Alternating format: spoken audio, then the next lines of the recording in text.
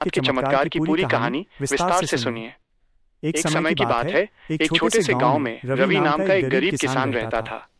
वह अत्यंत धार्मिक और भगवान शिव का परम भक्त था।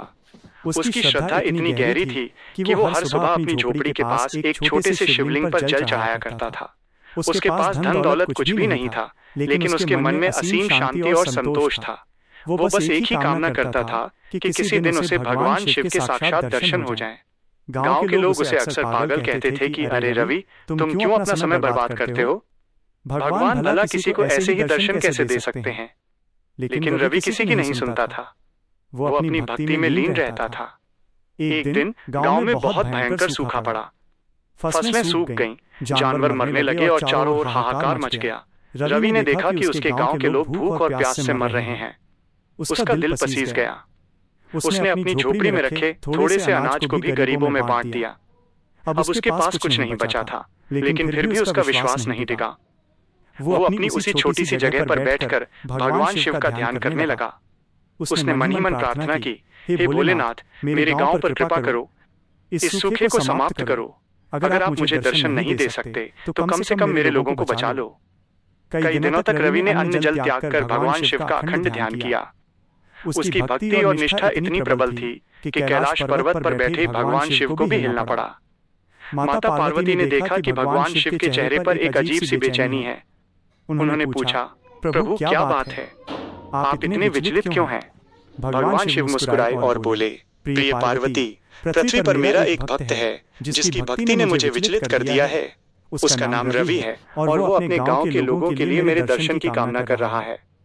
माता पार्वती ने कहा, तो आप उसे दर्शन क्यों नहीं देते? भगवान शिव ने कहा, उसकी परीक्षा लेना अभी बाकी है। उसे अभी और कसौटी पर खरा उतरना है। ये कहकर भगवान शिव एक वृद्ध साधु का रूप धारण किया और रवि की झोपड़ी की ओर चल पड़े। रवि अभी भी ध्यान में लीन था।